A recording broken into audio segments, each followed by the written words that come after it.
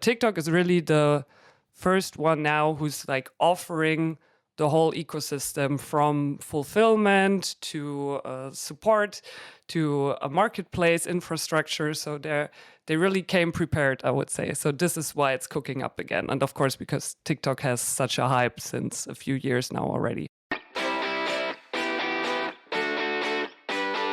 Let's talk Marketplace. The Marketplace podcast with Ingrid Lommer and Valerie Dichtel. Hello, everyone, and welcome back to Let's Talk Marketplace. I'm Ingrid, and I'm glad you tuned in to our second summer deep dive episode. If you were with us 2 weeks ago, you might remember Stefan Wenzel, a German e-commerce evangelist who gave us his thoughts on agentic commerce and how it's taking over e-commerce and the marketplace business. And as we have been talking so much about AI and robots and all that technical stuff, I thought it might be nice to have a counterpoint and talk about the more social side of commerce next. What do you think, Valerie? Yeah. Oh, yes, please. I mean, I'm like the networker of us, and like I truly love this part of like the social part of it and the e-commerce part. So, I mean, I use a lot of like AI and its many possibilities in our business and also privately. Instead of Googling, for example, but even I was creeped out by some of the things Stefan had to say last time. So it would be great to turn the discussion into more human side of e-commerce. And again, we have just the right person with us today to discuss everything social. And this is German marketing and logistics expert and fellow podcast host, Christina Mertens. It's great to finally have you on the show, Christina.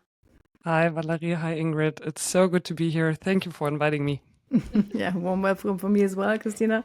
Always great to have a podcast colleague here, and not just because the audio quality is always so much higher, but also because it's nice just talking with you and sharing your thoughts. So, yeah, why don't you introduce yourself a little bit? So, for those listeners who have not yet tuned into the WeCommerce podcast so far. I'm Christina. I'm 29 years old, and I'm leading the marketing team at Everstocks, which is an international fulfillment company for e-commerce brands. And this is like my main job, but I also do a lot of side gigs besides that. So, for example, I host my own podcast, WeCommerce, it's called. This one comes out every 2 weeks with news, and then we have some special episodes. So, me, for example, I host a social commerce special series with the founder of the K5, Jochen Krisch, and my podcast co-host, he hosts a regular series on retail media. And besides that, I also recently discovered speakerships and interviews and writing articles for bigger industry magazines for me. And yeah, that's what I do. Been in e-commerce for 8-9 years now. Yeah. Mm-hmm. Wow. Yeah. I feel that. So, Christina, since the start of TikTok Shop in Germany, you have become one of its strongest supporters, defending the new platform against critics and even giving your keynote at K5 conference on how content creators offer a unique and personal entry point to the consumer journey, which might be the only thing holding up against AI commerce. How did you become TikTok Shop's unofficial poster girl in Germany? I wouldn't even frame it that way, because I actually released an episode with Jochen 1 or 2 months ago where we discussed the start of TikTok Shop in Europe, and there's a lot of room to improve, I would say. But in general, I just like the idea that there's a new player and there's a new way of shopping actually coming to our smartphones and changing the way we shop. Whether it's going to be TikTok Shop as the number one platform or another social commerce platform, I don't know, but I just think it's a nice and strong move for such a big social media platform to really take the step and pushing so hard towards commerce and also offering the whole commerce ecosystem. And I always think it's easy to point fingers and say, oh, this is never going to work, as we like to do in Germany.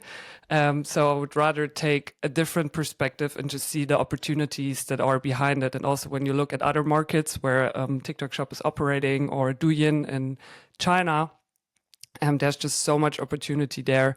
So I'm always a fan of looking what we can learn from that instead of just criticizing. And yeah, the people that work there are also nice, which helps.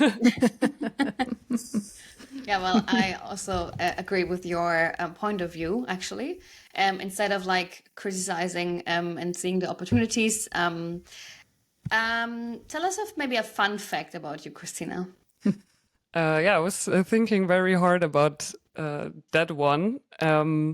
I think a lot of people think that I'm a very organized person just because I do so much and I'm very outspoken about lots of things and I'm always at events. I'm like you, Valerie. I love networking and meeting people in person and then having my main job and my side gig. So everyone assumes that I'm a very organized person, but it's like the complete opposite. I don't know any person who's more chaotic than I am. So I'm basically under constant stress trying to handle everything and then staying on top of also e-commerce trends and news and putting everything under one roof and not go crazy. So yeah, I would say this is a fact about myself that a lot of people don't know. Might not be so fun for you all the time, I guess, but we'll take it, I think. Right. Okay, Christina, right. I think we're going to have a diverse discussion about TikTok Shop and other social commerce areas today with you, and that's great. So looking forward to that. And let's dive right into it after a very quick break and a look at one of our partners.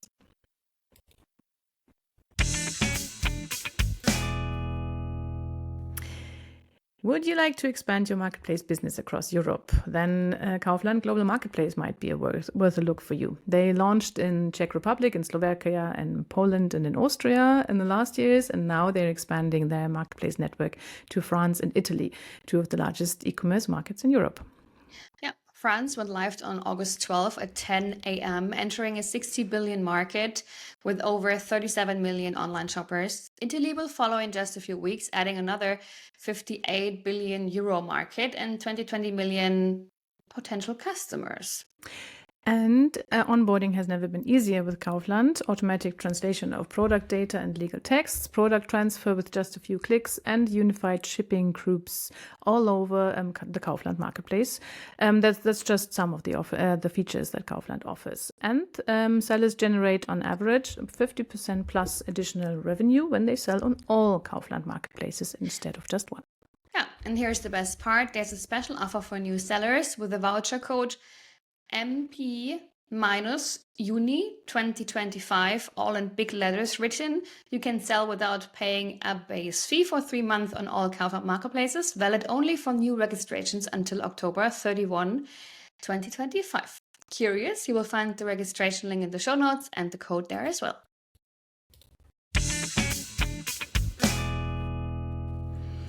Okay, then let's go into talking about social commerce. Okay, Christina, I mean, social commerce is not really a new idea, is it? It's been flickering through e-commerce on and off over the last 10 years. And I think it was one of those things, you've been following the market just as long as we have, that has always been in the background and people were going like, yeah, when it's going to have its breakthrough, you know? So in what ways do you think does TikTok Shop differ from all the older attempts from, I don't know, Pinterest and Instagram and the like? So first of all, I would say that social commerce has been around for 20 years already, not 10 years. I think it really started with the introduction of Facebook and Facebook ads, especially. I think this was the start of people getting used to consumerism on social media platforms, which is essentially what social commerce is. And Jochen actually published a paper back then. I think it was really 20 or 21 years ago. Of course, all the social media platforms and the whole landscape looked a lot different from what we see now. But yeah, it's a very old topic that's like cooking up again.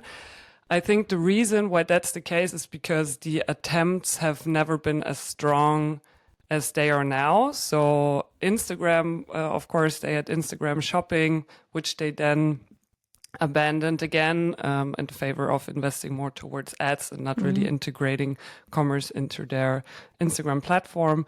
But the problem with that was that they launched it because Mark Zuckerberg himself said like social commerce is the next big thing to blow up. I think he said that in 2008, so really a long time ago. But then they didn't really commit to it.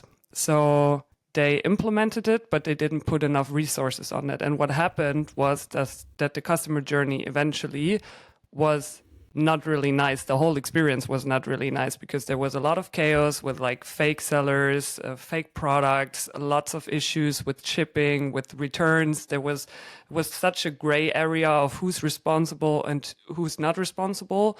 And I think that's where you have to base your strategy on, like really what does the end customer experience on your platform. Not have the idea, oh, it would be nice if people connect their products and then you can just shop on Instagram and then like let's push it into the market, but really excel also at the fulfillment part of the orders and then returns processes and everything. They later introduced the checkout again in the US. I think it's still live now. And of course, we also see other ways of social media platforms pushing social commerce, like Pinterest with their shoppable pins, for example, where you don't check out on Pinterest itself, but then you're basically led to the product page of the vendor. Snapchat has this, so all the big social media platforms have integrations with commerce platforms like Shopify, for example. But TikTok is really the first one now who's like offering the whole ecosystem from fulfillment to support to a marketplace infrastructure. So they really came prepared, I would say. So this is why it's cooking up again. And of course, because TikTok has such a hype since a few years now already. Mm-hmm. Interesting, because we recently did a research on the status of TikTok Shop in Germany at the moment, and a colleague of ours asked a lot of brands about their experiences. And as you know as well, there were some cases of brands pulling out, like About You, for example, and other big brands that everyone would have betted on going for TikTok Shop, not even trying it, like Snox or so. So, and now you say they came prepared. And I think our colleagues, Ricarda's idea was, okay, TikTok Shop is still not a marketplace or online shop. It's an entertainment platform, and commerce is an afterthought. How do these things go together? Because you say, when you just said it is now, the social commerce is now at a point where they can really do the commerce part as well, and not just the social part.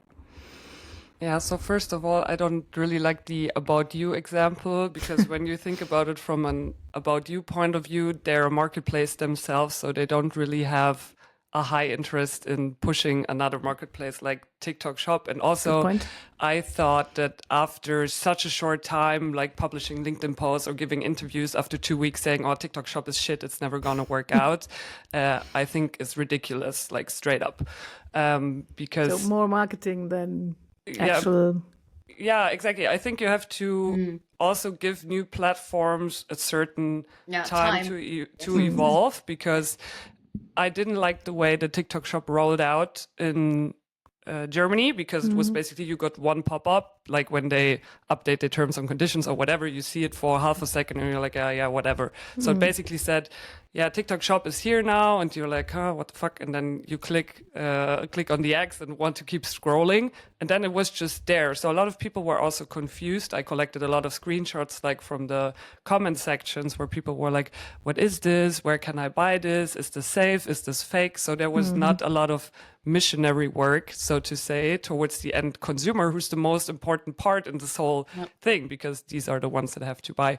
So a lot of like very public voices, I think, went public with their opinion too soon. I think you can really only say how it goes after maybe 1 year. Then you can say, okay, what's the GMV, which brands perform well, or half a year, right? I mean, also when I talk with brands who said like, yeah, okay, we onboarded on Amazon our products, and well, we're not selling that much. And I was like, yeah, how long are you selling? Yeah, like 3 weeks. Like, yeah, okay, exactly. So give it time, right? I also said like you need like minimum 3 months time to ramp up, to like get the products listed, to get the visibility, the impressions, etc.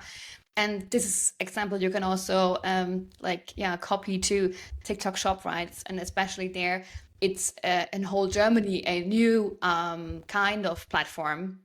or a new way. Exactly. And yeah, you also need to like learn it, and the infrastructure still is not there how you have it maybe already in the UK or in the US, right? So I think this is also a main point. Yeah. I mean, from a end customer perspective, because I also shop on TikTok Shop, like not just because I'm in the e-com space, but I was really influenced to buy some makeup recently. So first, when it launched, of course, on the first day, I ordered something from Miralina and also Hitchis just to see how it works and how quick the customer journey is from I get an impulse to then eventually buying. And I have to say, this is really top notch. So from thinking I want to buy something to the checkout is like 11 seconds. Not even, because I have my Apple Pay, I have my shipping address. Of course, the first time you shop on there, you have to put all the information in there, but then it's saved and then it's like so easy. And I think a lot of brands or also retailers, they look at it from a weird KPI view because they try to use the same KPIs that they use with like other marketplaces or maybe their shops on TikTok. So they had like this huge expectation on, okay, TikTok shop is launching and I'll do, I don't know, 10 million in the first month or whatever, which is of course, because I said not possible because the people have to get used to it. And then, I mean, also secondly, it's a different way of shopping. So if you think about it, if I go on Amazon and I want to buy something, I already have like a purchasing intent usually. So I go there, I look for a product, I buy it. Where on TikTok, you're scrolling, you get inspired. So let's take my customer journey as an example. I bought like a powder from Charlotte Tilbury. It's like a makeup thingy. And I didn't buy it the first time I saw it. I think I bought it the 30th time I saw it. So after watching 30 or 40 TikToks of different creators presenting this product to me, at one point I was like, they all look so good, I need to have it. And then I bought it. So it's a bit different, and I think the journey is not as short as people like to think, where you go there, you see it one time and you're like, oh my god, I need to buy this. But of course you have to get used to the product, to the brand before you buy it. So how should classic marketplace sellers and brands adapt to a world where creators and communities are the new storefronts? So what do you say, what should brands do to adapt really well on that one? Use creators and communities. So yeah, I think communities, there are two communities. So you have your own community that is like your brand community, but then you can tap into a lot of creator communities. So using creators essentially means you use creators to get access to their creator communities. And then you try to take people from their communities and make them part of your brand community. And I see a lot of successful brands. I wrote a few down. So for example, sports apparel brands, TVO, Always, Gymshark, Milo Dogs, streetwear fashion brands, Prohibited, Scuffers, 6pm, also makeup, as I just mentioned, or in the nutrition space, also big on social, ESN, More Nutrition, Miralina, Superstreusel, you name it. There are so many really good brands that leverage their communities to create a really loyal group of people that specifically come to their shop to buy. And I think this is also something really essential for what is coming now. You already mentioned it, like the whole part with AI commerce. You have to find ways to really tie your customers to your brand, because there's just every product is exchangeable. I know every brand thinks, oh, my product is the best, but from a customer point of view, it doesn't matter if I buy my sports leggings with TVO or Gymshark or Always. Essentially, to me, it's all the same. They're roughly the same price point, and I want my ass to look good in the gym. You know, that's what keeps that's what motivates me to buy. And why do I always buy TVO leggings? Because I feel as part of their community. Yeah. So I really think this is important. If you have a product where you can build a community around, and this is my bold thesis, I think you can build a community around any product, then you should really try to tap into that. And to accelerate that, you should use creators to find those people who could become part of your community. Okay. Yeah, so now I would like to turn this question on its head and ask if social networks like TikTok can compete with traditional marketplaces on the fulfillment side of things. And that's what we will talk about after another short break and a quick word on our new partner and sponsor, Pixelmoda. Founded in Milan in 2021, Pixelmoda specializes in AI-assisted image and video production. The key feature is that the AI does not generate the images, but supports the team and models in taking the best possible shots quickly by optimizing camera position, lighting, model poses, and so on. It's like having 100 co-producers on the same spot. This significantly shortens production time and reduces costs up to 70% for photo production and up to 90% for video production. And this is money that can be reinvested, of course, in the production of more visual content. Pixelmoda produces over 14 million images and videos per year and operates virtually around the clock in 8 locations around the globe with over 850 experts. Its customers include over 100 brands from more than 20 countries, including 3 of the top 5 global online marketplaces and lots of luxury brands. Pixelmoda pursues a unique onboarding strategy. It begins with the strategic coordination and a free trial production run with initial training on the proprietary AI, and there's no obligation involved. And the motto is they want to let the results speak for themselves. So you start working with them, and then you just see if whatever they do for you is right.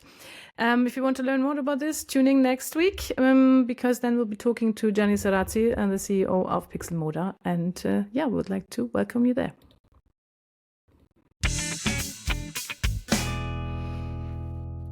Yeah, let's turn the debate a bit to your main field of expertise, Christina, which is logistics. And TikTok has been attempting to catch up on this. They have Fulfilled by TikTok, and you just said, okay, this is really working quite well, the whole buying process, the whole fulfillment process. So how is Fulfilled by TikTok working?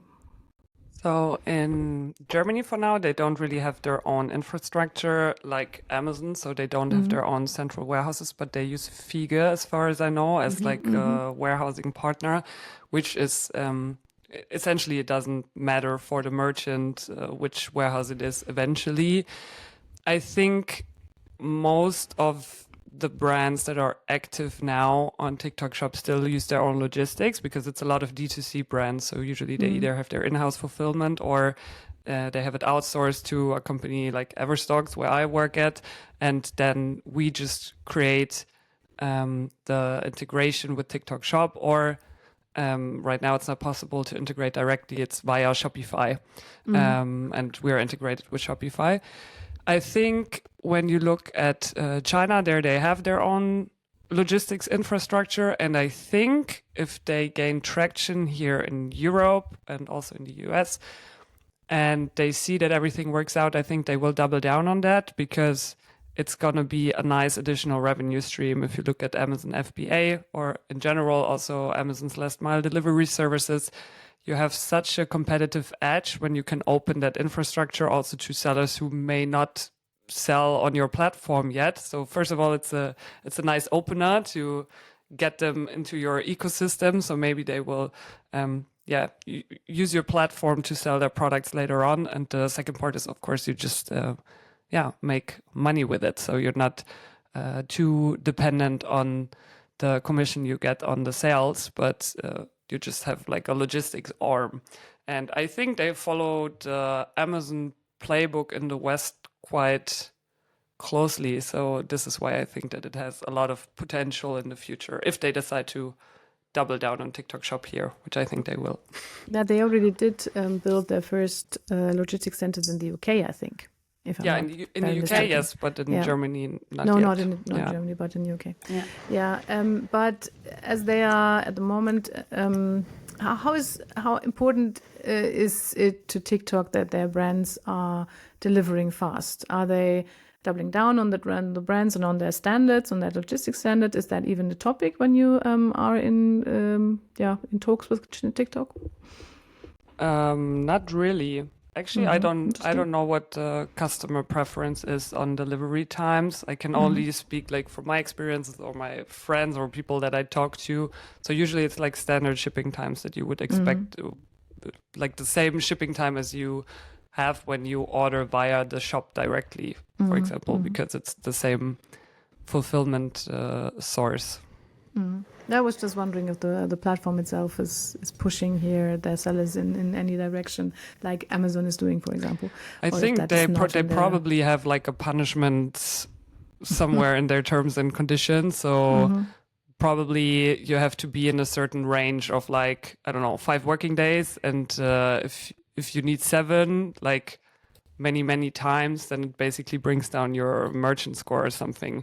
I'm pretty sure that they have something like this, but I couldn't say it with 100% confidence because I simply don't know. Okay.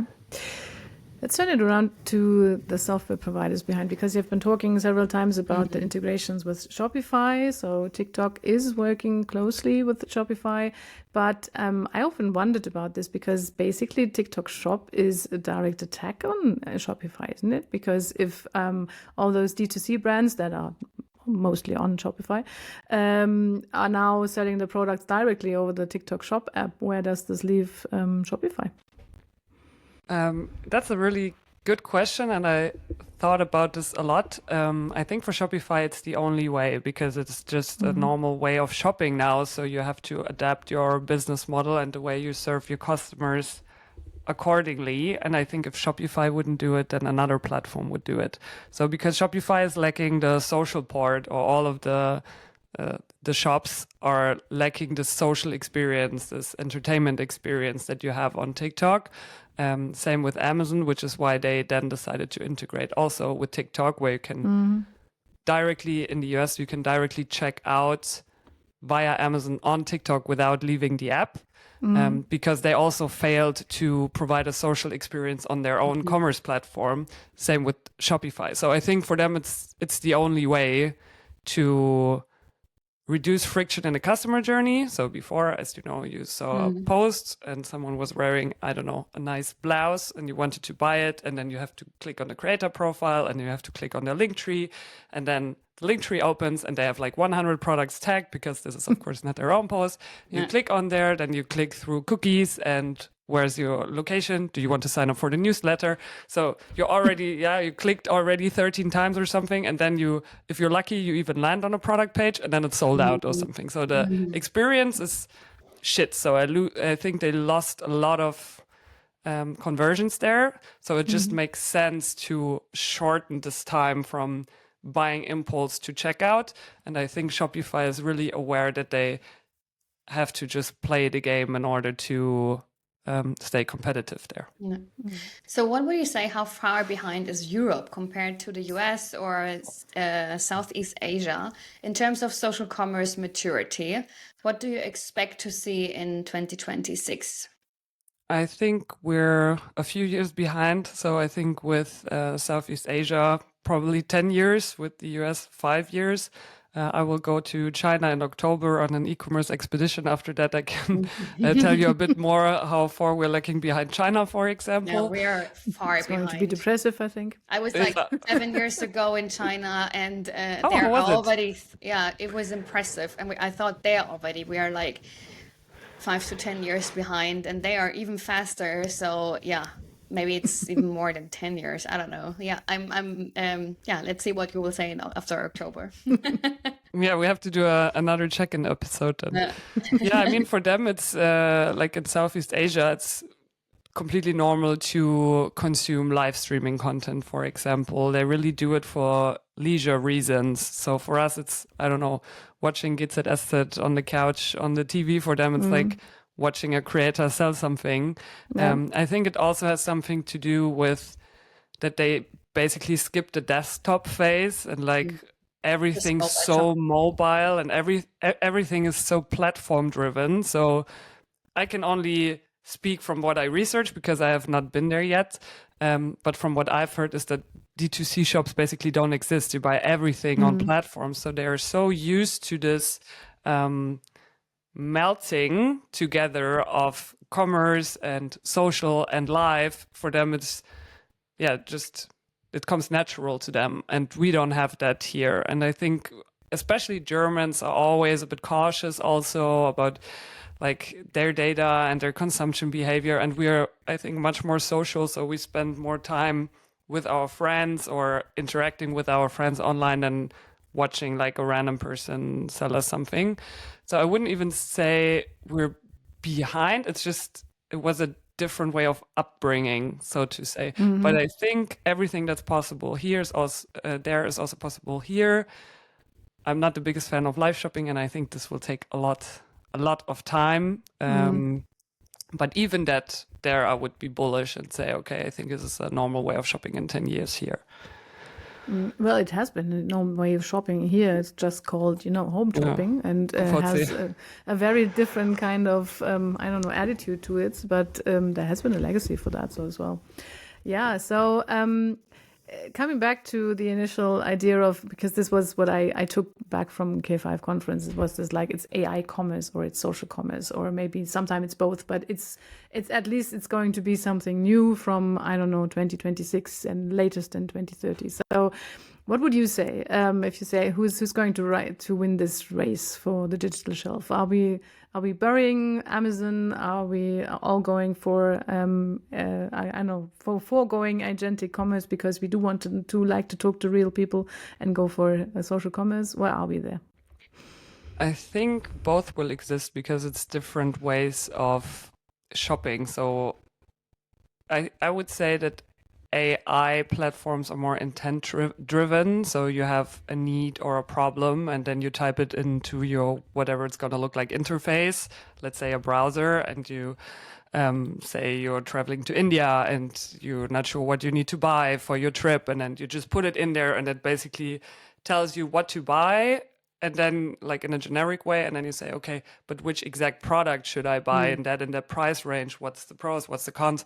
So this really conversational shopping experience will exist in AI platforms versus this, I get inspired and I get influenced and I don't even know that I need it, will take place in social commerce. So it's not really a question of either or. I think both will exist. And I think you have, and this was one of my theses at the K5, you really have to leverage your social presence in order to even make people want to buy your product, to create that intent in their head. Because if you don't know about a brand or a product, you will never buy it. So I think one cannot exist without the other, essentially.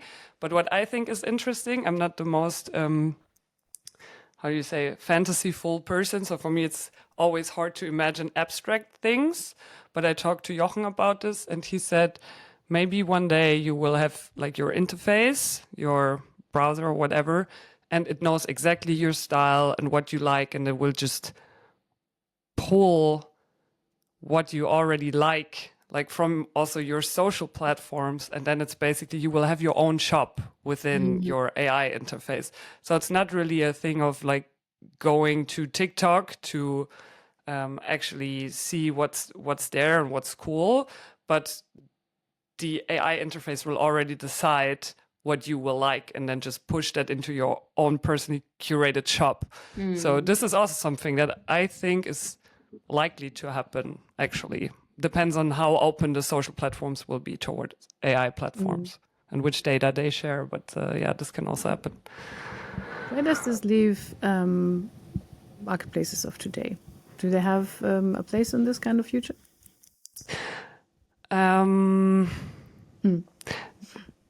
It depends. I see it very critically. So I think that Amazon launched a Buy For Me agent was a really good strategic move, and also that they invest in AI hardware and also software. So they really see what the future will look like and try to adapt to it. Because if you're like a generic normal marketplace, what's your right to exist? Because essentially you're just a catalog then that like the AI platforms pull their information from. But I don't think that people in 5 years will go to Kaufland or Otto or Amazon and buy there, but instead do everything in ChatGPT or Perplexity or whatever AI agent they use and say, I have this need, please find me the best price to value product in that category. And then I think they will buy through that. So yeah, you really have to adapt in terms of you have to provide your own AI capabilities as a marketplace, or otherwise you will just be some sort of like data center that the AI platforms suck on. Right. Yeah, that was some interesting stuff to think about, I think, and just the right kind of depth for our summer deep dive. So thank you for your insights into the world of social commerce and a bit of lookout as well, Christina. Thank you. Thank you for the invitation. It was really an honor to speak with you both, the marketplace legends. No, it was really fun because I think we like sat like half a year ago at lunch, right? We were like, yeah, let's do a podcast together. And here we are. So yeah, I like your approach of like overall the combination of both worlds, the AI agents as well as the social commerce. So it's not an either or, it's like an add-on to each other. And also, I think the kind of customers, they are also different, right? And you have the ones who are more like, okay, I want like really to like need this, and I don't want to spend so much time on like watching products, etc. And the other ones. So thank you so much again, Christina. And if you like listening to us today, you could make us very happy by following us and rating our podcast on Spotify, Apple Podcast, YouTube, or wherever you are listening to us. And of course, by tuning in again next time when we talk about AI image generation for the fashion business. So speak to you soon. Bye-bye. Bye. Bye.